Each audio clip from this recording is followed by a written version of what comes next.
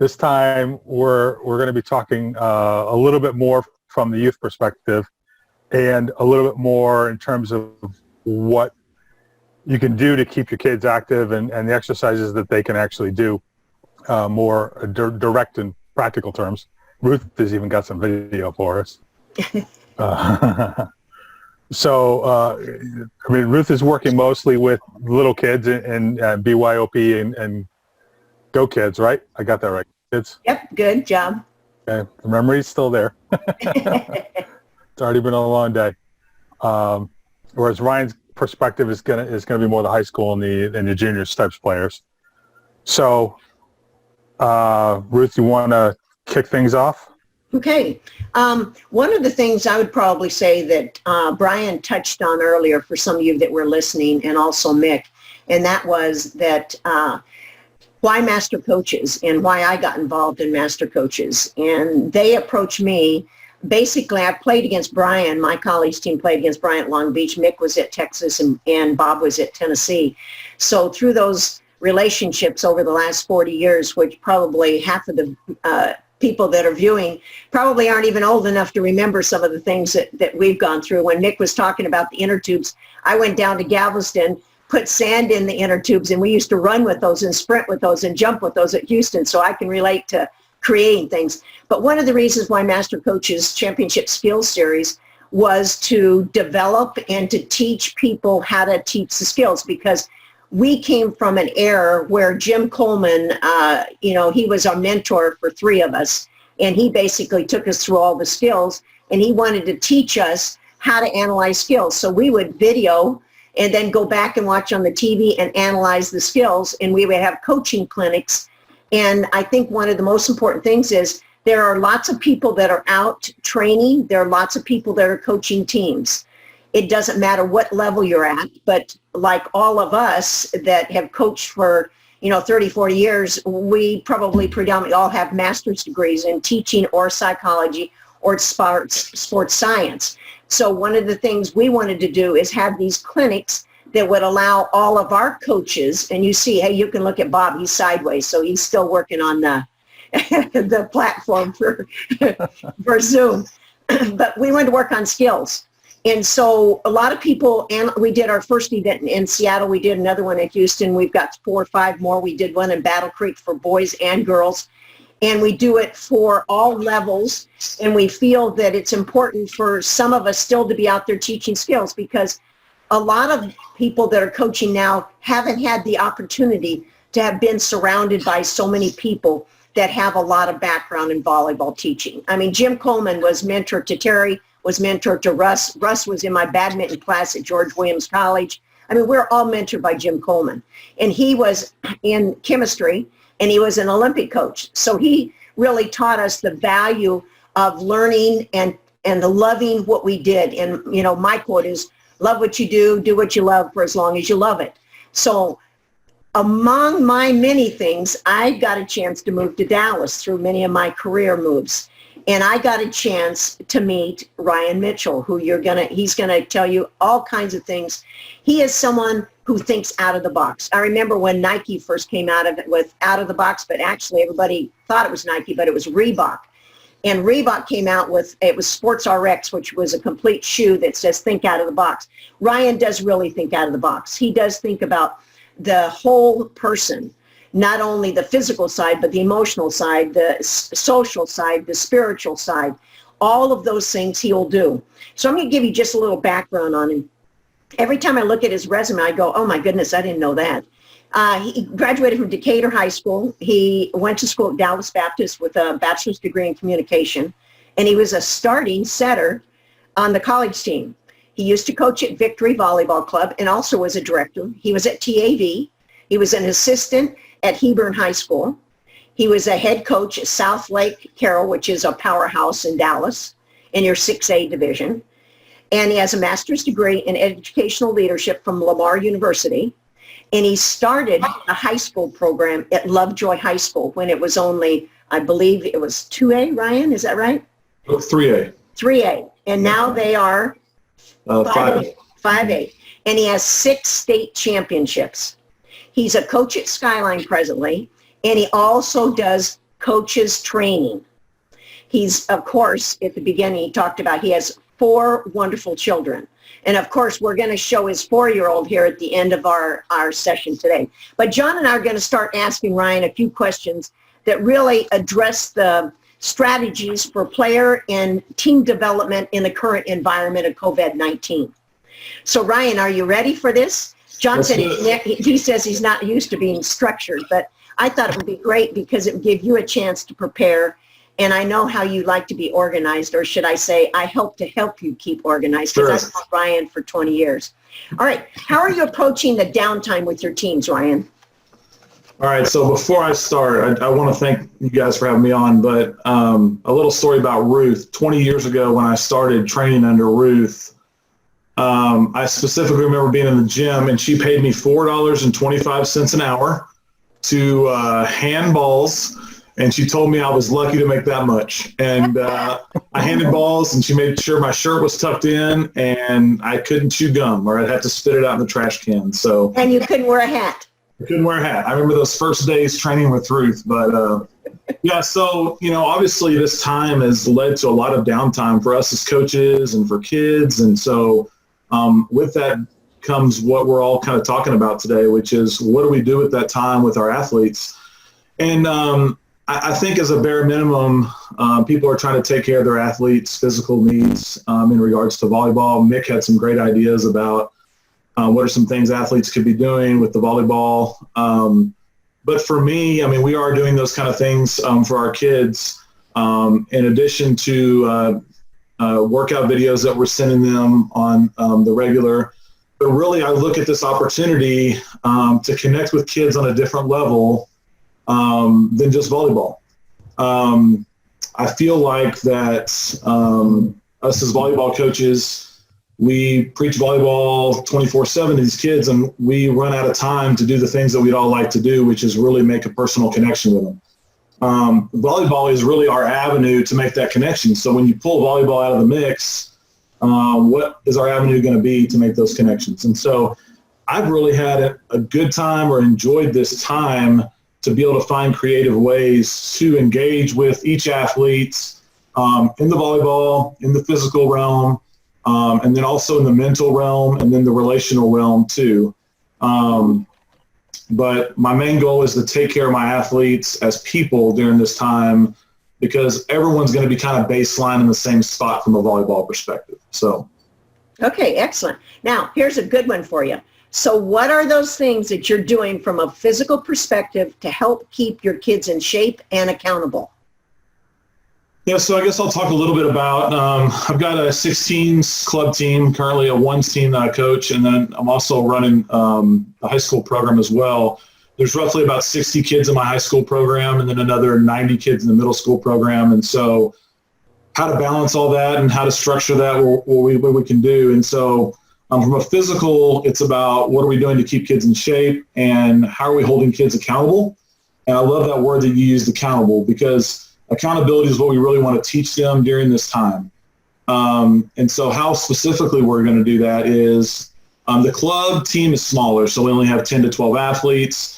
And so I put them with an individual accountability partner. We have 11 kids on my team, and so they're all paired up with one.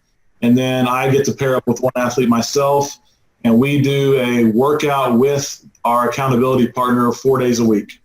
And so, for instance, if one of my players is my partner, say Gentry is my partner, she's one of your kids, Ruth, if she's one of my workout partners, I will call her 4 days a week. We'll set it on FaceTime, and we'll do the workout together as coach and player.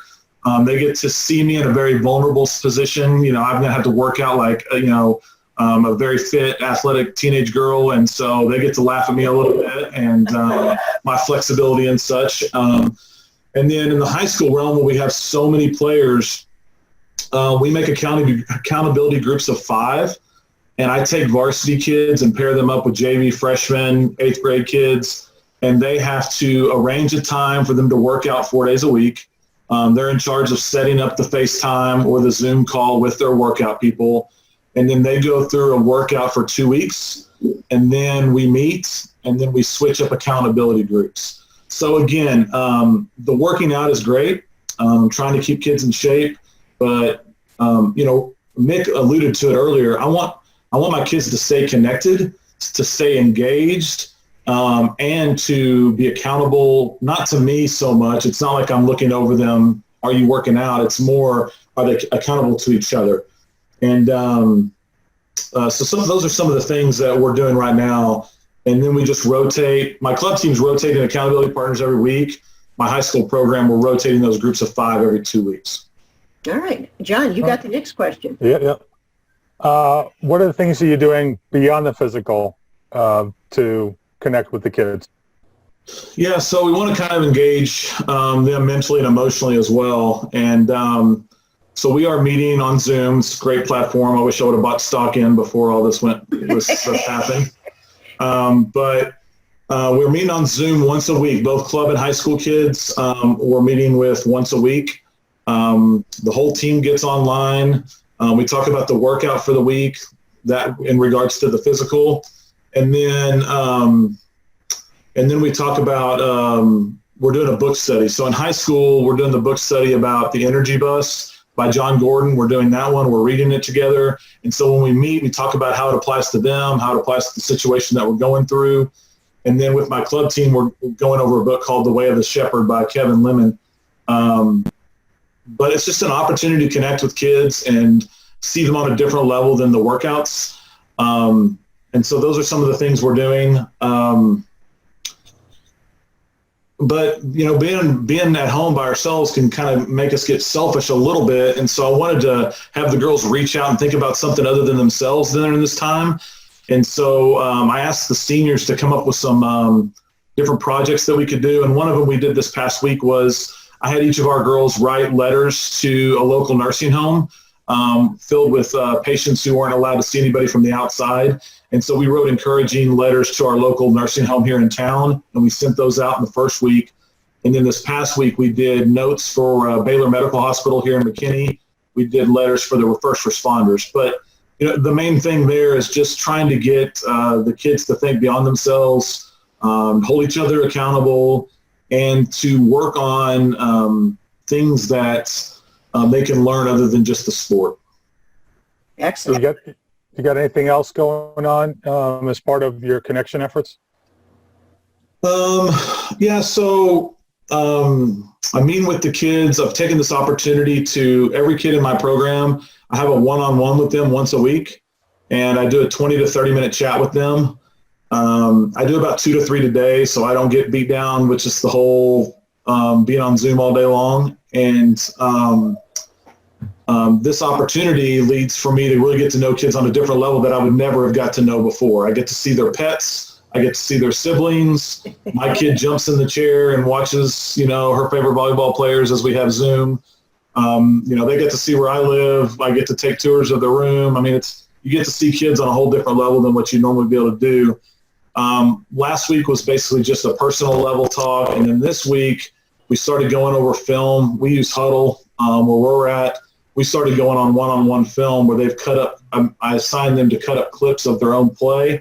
And then they were able to ask questions about what I saw. I was able to ask them questions. And so we were able to connect on the volleyball piece, but in a face-to-face, more personal way, and in a very non-judgmental, non-coach way that sometimes they see us as coaches. They get to see you in a little bit more, I guess, a personal level. And then I think just anything creative that you can think of that lets your kids see you in a different light is an awesome opportunity during this time. I took 2 of my boys and my youngest daughter, and we delivered Easter baskets this morning, and I was wearing a little Easter bunny costume thing on my head, so that was awesome. But I just knocked on doors, left them an Easter basket with a couple treats in it, and just said, we're thinking of y'all, and we're hope you're doing well during this time. And I maintained social distancing and all that good stuff, but was just able to, again, make a house call and do something that I would never have had time to do before. And they get to see me and my family in a different light. So it's been really neat. Excellent. Okay, Eric had a question, and this is going to be included in this one, Ryan. Any obstacles you've experienced during this time? And this will help Eric with his question. Yeah, I mean, I think the big thing for us as coaches is to remember that there's more than volleyball and more than just us going on in these kids' lives. And I would say that's probably the biggest obstacle I've seen is that even me personally as a parent, my wife works, I work, we have 4 kids, and we're all in the house together. And so we've got the demand of our jobs. We have the emotional demands of being there with our spouse the entire time. And then also the emotional demands of our kids and then our job and all that kind of in that same space. And so that's been really demanding. And our kids have that same stuff going on. You know, I've got a kid, Rosemary Archer. She's one of your kids, I believe, Ruth, that works with you. You know, in her family, she's got 2 working parents. She's got 4 siblings that are at home right now. She plays on a ones club team. She plays on a top high school team in the country, and then she's doing BYOP. And so she's got all these demands on her, you know, socially, mentally, physically, and then she's got her schoolwork that kind of all going on at the same time. And so I think it would be very naive of me to think that I'm the only thing going on in her life that she's got to maintain. And so during this whole time, it's not about demands. It's about meeting them where they're at and trying them to do whatever they can do in the situations that they're given. So with Rosie and my one-on-one, by being able to connect with her, I was able to see these demands that she's had and then structure a program that works for her. You know, if her club team is doing a workout along with my workout, along with Ruth's workout, she doesn't need to do 3 workouts a day and feel like she's serving 3 masters. It's more about taking a step back and not being selfish about what it is I'm trying to accomplish. And it's more about what the athlete's needs are during that time. Yeah. Well, just to mention Rosie and Gentry, and I'll share the screen here at the end after Ryan gets finished. But Gentry, she is actually one of 6 of the athletes that I train during the springtime doing private training since I don't coach club. And I first started out on the 15th of March doing Zoom training, which I had to practice with John and practice with Rose, one of my former players, and Gentry. And I assigned Gentry as a co-host because she's a senior. So I asked her, I said, would you be interested in doing this? And I said, don't feel like you have to do this. And she goes, well, how much time will it take? You know Gentry, Ryan, how much time will it take? What days a week, and who is it going to be, and what are we going to do? So I think what happened was with her, she, of course, wanted to do BYOP because that's all the little ones that we're training online. But during Friday and Sunday, we actually have guest speakers, which it's not required of them, nor do they pay. So I do this as volunteer on Friday and Sundays for 40 minutes to an hour. So each of them get to introduce a speaker. They have to research the speaker. They have a page on a secure website that they read about that particular speaker that will come in and talk about recruiting. Will come in and talk. Ebony came in and talked on mental health. We had a recruiting person come in. We had 3 Olympians come in to talk. So I think that what happens is, you know, it started out that way. And then I said, okay, now let's have each of you need to prepare better. You need to have a virtual background that has a quote each time we come on. You need to have a video of something you did as a workout during the week and make it always positive. So I think that the same issues you're saying is if they feel it's optional, like for mine is optional, I think they feel a little bit more they have to do club in this because potentially, who knows, maybe there might be nationals in July. So I felt like I would try to approach it in a very different angle so that they wanted to be on. What things could they do? They explain their quote, and I'll show you a little bit more about that. But that kind of fits in with what you're doing. But it's great because Ryan, you know, he has 2 of these players, and it's fun to hear how they're exchanging and how most of them, first they started out laying in bed with their phone, right? And I go, oh no, you got to sit up. You got to, just like you're in a business, this is a conversation. If you want to do social Zoom, then socialize with all your teammates. But we're going to actually present, and you're having people that are professionals that are beyond them. So we felt like life lessons, as you know, Ryan, you're big in that, and so am I. All right, one last question. Are you staying connected to other coaches, or do you feel that this is a time that you might be able to connect? An example is like with Mick and Bob and Brian today, which really allows anybody who might be coming on to listen to ask questions. And John John, I'm not trying to create more business for you, but what an opportunity for people to have to come on and ask anybody and not feel like they can't ask a question. All right. Yeah, I don't know if everyone's like me, but the first 2 weeks probably wasn't like this. I just enjoyed some downtime without volleyball. It was honestly, as coaches, we go from one thing to the next. And as a juniors coach, you coach from December until July, and then high school tryouts start, and you go from July or August to November, and then it all starts again. And so the first few weeks, it was just like nice to detox a little bit and to get away and to see my family more than I've ever been able to see them. And it's been awesome, And then I've really used this time to self-reflect. And if coaches are like me, you start your mind starts going to the next season, and you start thinking, what are some things that I could be using this time to make the future even better for my program and my kids and the experiences that we're going to give them. And so, that self-reflection piece is huge during this time for me. And it's led to conversations with coaches, which has turned into weekly Zoom meetings with several coaches in the area where it's one-on-one and us just talking shop. And it's been awesome. I think I've talked to you more in the last 2 or 3 weeks than we have in the last couple months, because life gets busy and crazy. And this allows us to really, slow down and connect with people. But I had a talk last week with a fellow club coach who just wanted to pick my brain about things in the juniors world, about what they could be doing she was an assistant coach, and she wanted to know what are some things that head coaches look for in assistants and how she could get better at her craft. And we talked a lot, and I self-reflected, and I was able to ask her about, as an assistant, what are some of the things that you want from your head coach? And, we had almost an hour conversation just about the relationship between head coach and assistant coach and what that looks like. And since then, I've had 3 others. So I've done, 4 now, coach one-on-ones, where we just sit down and talk and mentor each other and just pick each other's brains a little bit. And it's been really helpful for me, and hopefully it's been helpful for those people too. But it's been a unique experience. It's been good. That's fantastic. Okay, so John, what I wanted to do is share a screen, and let's see how good I am at this. All right, go for it. All right, here we go. And I even learned how to pause screens too. So on a secure website, all the players that I'm training privately or in small groups, there's 2 separate groups, high school and also 10 and under.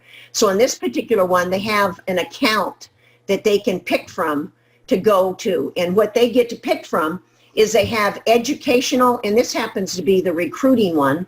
And I pulled some from my recruiting solution, JVA. And then this was recently sent out by Sports Imports, which is the 4 ways to prepare for college without touching a ball. And then over here on the left is the checklist that Art of Coaching put out, which is extremely good for parents and players. Because I always say this, if any of you are training players, if you're a parent or you're a coach, the most important thing is you're not responsible for getting your kids that you train a scholarship. So the way you can be is you can be part of their team. So you give them these checklists, which they're excellently done by Art of Coaching. And then I have the recruiting calendar, and then I also have JVR put out something in recruiting. And along with that, I also have, here's an example, education. The education side, I saw this one by Kristen Booth. She did an Empowering Women, and Angela Duckworth. Everybody has their own favorites but this is part of our group that we go on Friday and Sunday, and each week I try to put something different in. Then we did the educational side, and then the speaker side. Let's see, here we go, guest speakers. So they have a list of guest speakers, and they have the date, and each person is responsible for doing an introduction. So let's say we jump over here to Kelsey Morrison. So then I picked some pictures, not only of her college, but when she trained with me. And then I stayed a little bit, and then it goes into the college picture, and it gives her some information about her. But that gives them a chance to go on. And then I also do a separate page that has to do with fitness. We had one of our guests that came on, Robert Selders.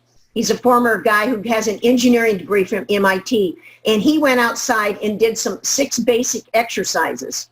So they can go on and actually watch this. Now, I know they're receiving other things from other people, but what I wanted to do is I wanted them to be able to see some things that they could be doing at home. And then I want to end with this one because this is something that is probably, I'm going to do it on both my screens. And this right there is Ryan's wife and daughter, if you see her, and she's 4 years old. And she has started training with me 1 time a week. And I'm going to share my screen here. And there she is. And Gentry is my co-host, of course. She's from Lovejoy High School. And here is Tatum. And we've been working on her hand position and her foot position. We haven't gotten knee pads on her yet, Ryan, but so we need to work on that part. They don't make them small enough. All right, so here she is. All right, go ahead. There she's working. Oh, good. She's working on an oversized ball. Excellent. And I wanted to show that because Ryan hasn't gotten a chance really to see everything we've been doing, but I've been giving him. It's interesting, Ryan. Think about it. Your wife is a collegiate gymnast, very, very good gymnast. And guess who gets to be her partner in BYOP? Not you, but her. What have you seen it's developed between Tatum and her mom in volleyball? Well, I think the interesting thing is, Caitlin still says, I still don't understand rotations. And like, she's still, after matches, she wants to know more about what we do. And, but she thinks it's funny that you won't allow me to be around the volleyball piece and that you make her be around it, and so, but she loves it because it's making her, spend time with her daughter and in an avenue that she's not comfortable with. And so she's learning alongside Tatum. And so I think it's great. I think it's funny, but I've seen Tatum's confidence grow in the sport, which is funny because I'm around it 24/7. So when I'm home, I'm not talking volleyball with Tatum. I'm just letting her be a kid. But she's the one pushing me. Dad, we got to go do our jump ropes. Dad, let me show you my hand position. And so we'll sit there and play. And then she's got a little 2-year-old brother who thinks he can pass balls too. And so he's ready to start BYOP whenever he gets a chance as well. So she's teaching him now. That's right. All right. Well, John, you're asking a question. What's that question you've got? Well, I threw a thing into the chat. Just following up on what Ryan was talking about in terms of having conversations about head coach and assistant coach relationships. A couple weeks ago, one of my early conversations was on that subject. So I put a link in the chat to that video for those who are interested. Meanwhile, if anybody does have a question that they want to throw at any of us, you can use the question and answer function. But I want to ask Ryan this question. You talked about a lot of the connectivity stuff. I'm curious if you can drill down a little bit on what you've been doing to do team building and to further the culture, the development of the culture that you're after in your teams. You cut out a little bit, John. Were you asking about what I'm doing in this time to develop the culture? Yeah, exactly. Okay. Yeah. So I think I spoke generally around it just a little bit, but one of the key pieces of our culture is that everyone's valuable, everyone's important. That's one of our key values, and they all have something to add and give. And so everything that we roll out as a program for Lovejoy or for the club that I'm a part of, I want them to get the message that everyone's valuable, everyone's important. And so from that perspective, when we're doing group workouts, my best player, if they're going to TCU or SMU or whatever college they're going to, they're working along with 8th grade C team players who are there because they love the sport and they are assigned to the same workout group. And so it's creating this mentorship opportunity of everybody's important, everybody matters. And so I think really the key in this is whatever you as a coach value and whatever your core values are, to try to do things that you roll out as initiatives that back up the values that you want them to have when they come back to you. And so that accountability piece is important. And so we're making them check in 4 days a week and then attend these Zoom meetings. Community outreach is important. So that's why we're doing the nursing home thing and the first responder thing. And so it's really about taking the core values of your program and then the initiatives that you roll out, matching those core values, and then really making it hit home for the kids and tell them why we're doing those things. Hey, we talk all the time about community is important. So this is what we're doing to show that community is important. We talk about everybody matters. This is what we're doing to show that everybody matters. And so I don't know if that answers your question, but. Yeah. The one follow-up I would have, it kind of ties in with the conversation with Brian and Mick earlier, is the importance of leadership in the team. And I know this is a big thing for you, and we could go on a whole separate conversation about that. But just in general terms, is there anything that you're doing with, like you say, the senior players who might be going on to D1 programs, who are in that position of mentors with the younger players, helping them to be a good mentor, to show that leadership, to bring the other players along? Yeah, so something specifically, and I don't want to keep saying seniors because I'm not real, this is just a personal philosophy. I'm not real big on seniors have to lead. Leadership comes from all ages and all groups. And so, my captains aren't leaders or aren't seniors necessarily or anything like that. And so whatever age group it is that we have, our leadership council meets still once a week, which right now it's 10 girls. It's roughly 3 girls from every age group because I want a pulse of every class and kind of what's going on. But our leadership council is still going on. And it's kind of, I've been leading them through questions of, during this time, how can you connect with your teammates that when we come back out of this time, they view you as the leader they want to be when we're done. So for instance, I've got a going to be senior Cecily, and she is really trying to learn how to be a leader so she can be that for her college program. And so the conversation kind of goes, okay, Cecily, you have all this downtime and there's 49 other players in our program or however many other there are.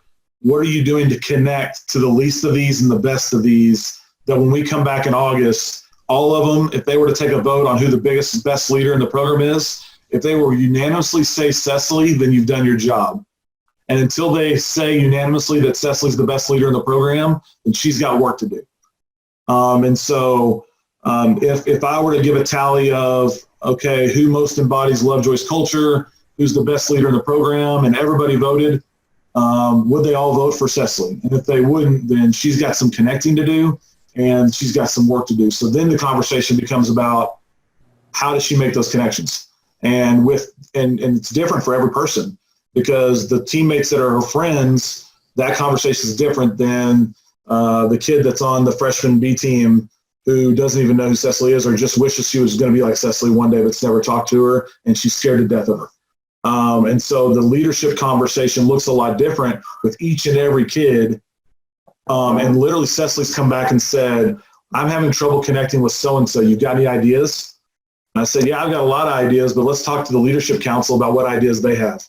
And they kind of bounce some ideas. Oh, well, that girl loves to swim. Maybe you could, blah, blah, blah, blah, blah. So it's been really interesting to see them grow during this time and just ask good questions. And that's where learning comes from. So.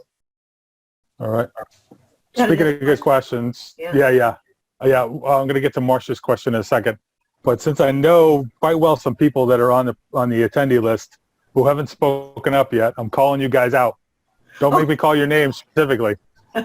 Hey, John, before you start your question, Ryan, I got a question. You said you're talking to them 4 days a week. Is that correct? No, we work out 4 days a week. Okay.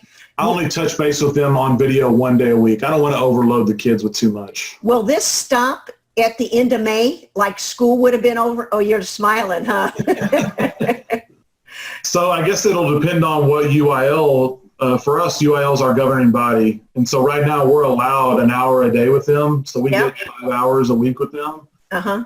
So in the summer, we're not allowed that time from a workout perspective, but there's nothing governing us being able to talk or video or anything like that. We just can't do the workouts. So I'll tell you this much. This has caused me to know and value I already knew it, but now the value of just one-on-one interaction with players and it's very substantial, to the point where I'm having my assistant coaches start to reach out to kids to do one-on-ones with them in a very informal setting, almost just, hey, Lauren, what are you doing this week? Let's just sit down and talk one day this week. And then they just set up and talk.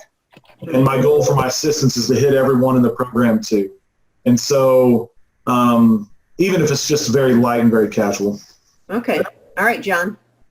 All right. Marcia wants to know, are your workouts done on Zoom with the players, or do they send the workouts to the coach so you can see what they're doing?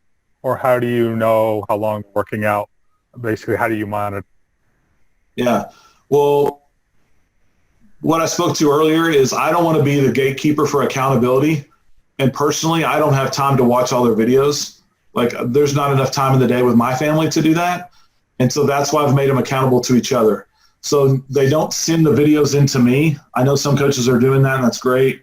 But I wouldn't watch them. And so I feel, I don't know, I don't want kids to have to send me something that I'm not going to watch, because then I don't feel like I'm being very true to them. And so we do our workouts either by Zoom, or a lot of them are just FaceTiming each other. They sit there and they FaceTime each other and they work out. If it's a 5-man group like we do in the high school, we do Zoom. If it's a one-on-one, we do just FaceTime. And we just work out in front of each other, and then they're done for the day.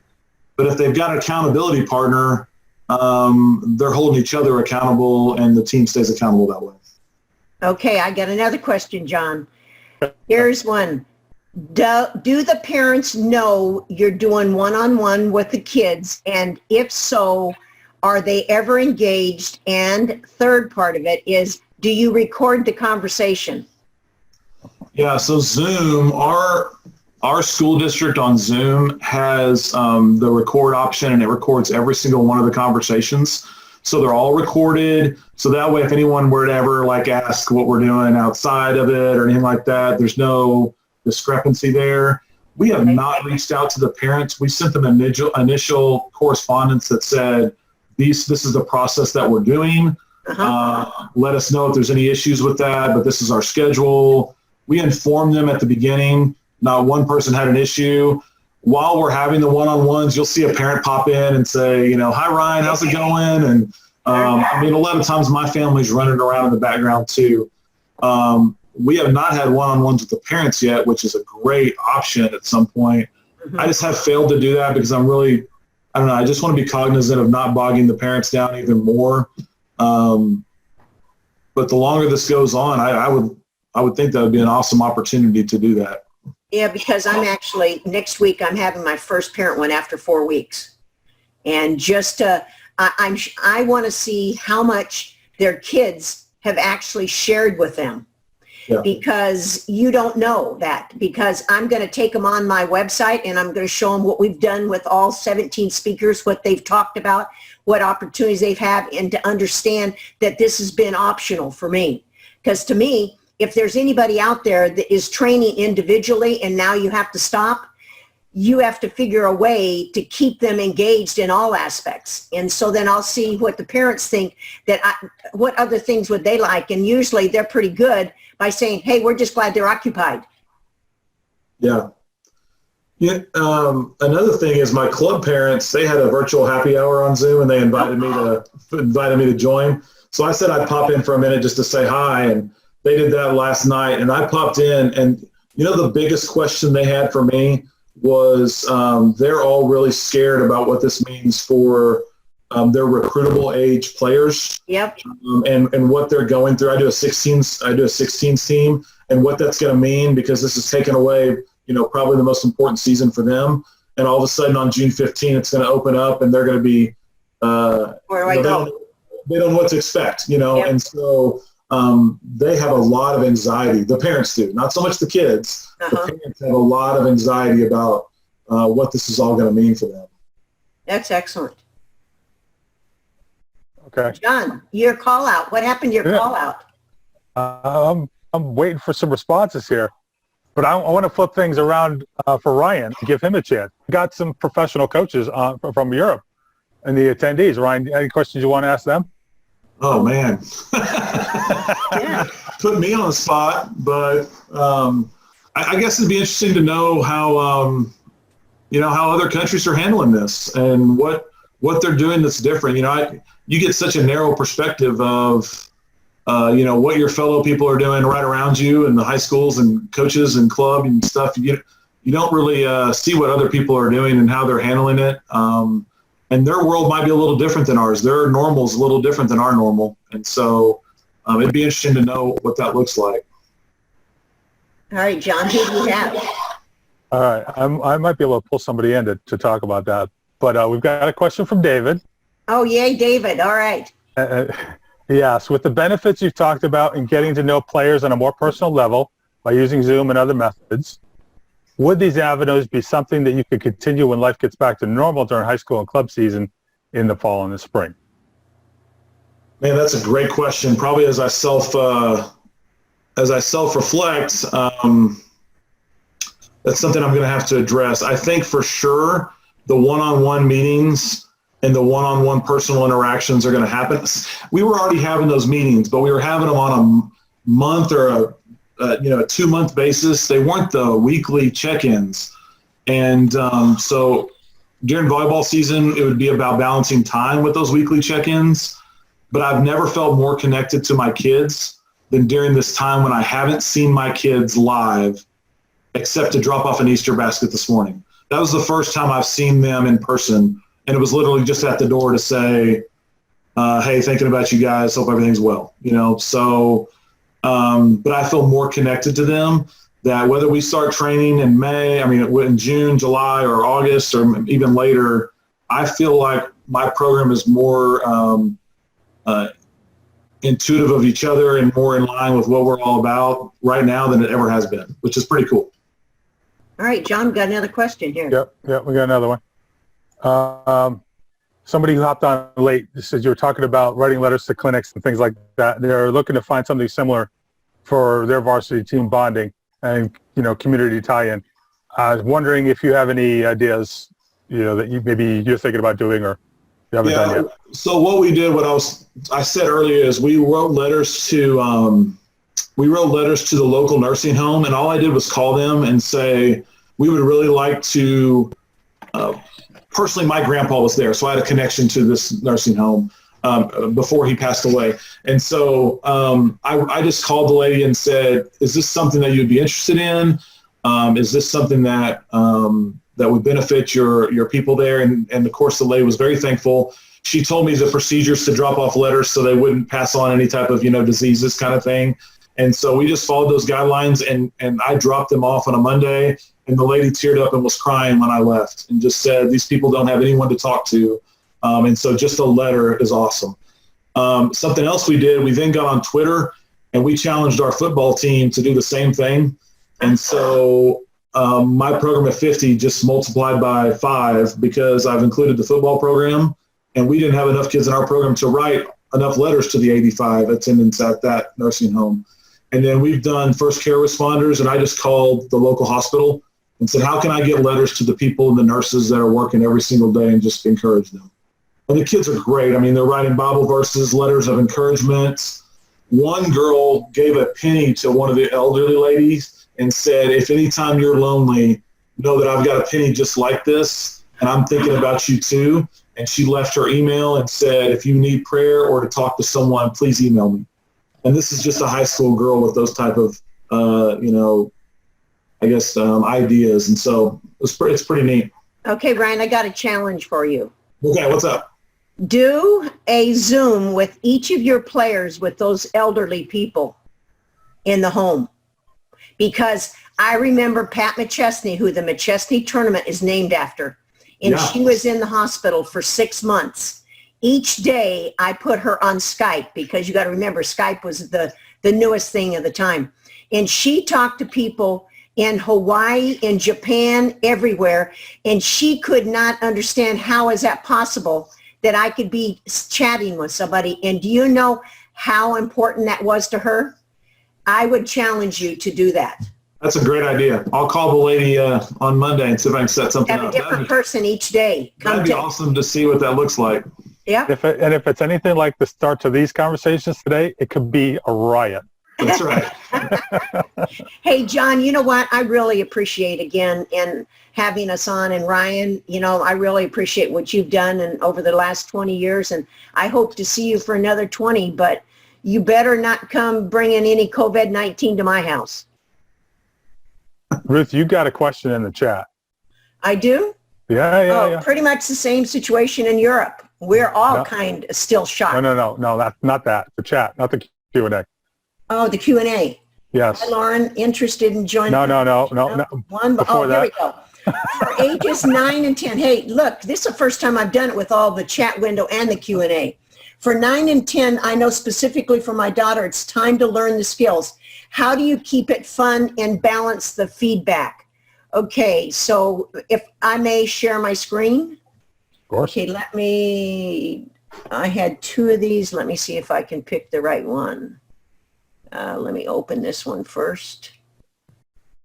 All right. Now let me go back out. Now, continue. Now, here we go. Okay. Lower the volume. Hey, man, it's all the way There you down go. now. All right, I got it. Sorry about that. Hey, look I'm doing pretty good to have done this. Okay, so this is one of the videos that I created. And this happened to be, now, of course, this was before COVID-19. But you engage the parents with the kids at home, because I don't believe that you can maintain kids' skills unless you assist them to even start.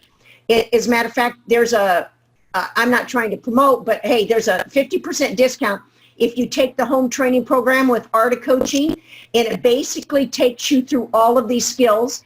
It has a video. You have 3 questions. You have a downloadable chart you put on the wall, and the kids can watch the video, answer the question. At the end of it, they get a certificate. So this is just how you can interact with them. Now, as far as the skills are concerned, I would say that I would get just almost like what Mick talked about, a square, but we have an ACE player card, and you can actually download that for free. Or John, you can put my email in there, info@BRVC, and someone can email me, and I'll send you that downloadable ACE player card. But to keep them active, I think you've always got to help them at home, and especially that 9 and 10-year-olds. And the last thing, last week on Monday with BYOP, I have 2 10-year-olds, 1 9-year-old. We had a video, and I had them analyze their skills. They specifically analyzed how they were doing. They talked about their approach. They talked about their arm swing. And I do believe that I'm going to start doing some with John. John, do you remember I got a list of things for you to do? I'm going to do one of these once a month where anybody can join with their daughter at no charge, just to see how you get them started. So hopefully that helps you on that question. All right. All right.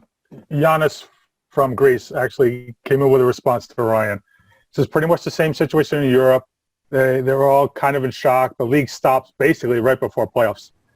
He says he's trying to keep in contact a lot with the players, try to help them stay physically fit. He says volleyball-wise, it's really difficult. Let's hope this crazy situation will be over fast. Stay healthy. Which I think we can all agree. All right, that's great. Yeah. All right, All right. John. Did I miss a question? I don't think so. It came into you directly. All right. Ryan wants to get off because he doesn't want me to do any more challenges. As long as they don't involve me doing any work, it's fine. Hey, you're exactly everybody else. Okay, now I have to talk about one person before we go, John. Danielle Scott. She hasn't asked a question. She was the one who asked that question that you just answered. Oh, she did? Oh, yeah, she did. Yeah, you know why? Because I sent her to ask a question. All right, so for all of those that are on... Got you back, Danielle. Yeah, Danielle Scott is one of 4 5-time Olympians in the world. Think of that. There are only 4 in the world, and she's one of them. And so many people really don't know about her. She lives in Baton Rouge, Louisiana, and she has a daughter, Giuliani. And at age 8, she was jumping 14.7 inches measured by the vert. John, you know that's a pretty good jump. Yeah, we had this conversation a couple weeks ago, right? Yeah, that's exactly right. But anyhow, Danielle, if you don't know her, you need to read about her, because in our country, we've forgotten about the history. John is going to do a history with a few of us in another 3 weeks, right, John? That's on your agenda? Or whenever it gets scheduled. That's right. All right. And compliance allows a certain individual to take part. That's right. Well, thanks, John. I appreciate it. Yes, thank you. No problem. Yes, thank you. And thanks, everybody, for coming on. Yeah, definitely. Nice long day of conversations. Those who are going to be looking forward to the recordings, I'll break it up into 3 separate ones for each of the topics and post them all individually. Appreciate the time, Ryan. Good to talk to you again. It's been a few years. Yeah, absolutely. Ruth, Right. we talk all the time, so I'm sure I'll be talking to you again. Not too. And Bob, I see he jumped on. It was great to have Bob on. Yeah, Bob's still there? Yeah. I'm still here, John. Yeah. All right. Take care. And I think All Nick right. is off. Yep. Well, he's I'm still still there. He's still there. Oh, no, Just he's not still video. on. Nick, Yep. you want to say goodbye to everybody? Yeah, I'll say goodbye. All right. You got any video? There you go. No, that's not. They're not going to show me. Okay. Hey, John, I got to tell you a story, though, if anybody's still listening. Mick, Bob, and Brian, 4 weeks ago, first time on Zoom. Oh, boy. It was fun. But you weren't. That was a background clinic Zoom. on how not to do it. All right, John, thanks a lot. All right. Thanks, everybody. Thanks, John.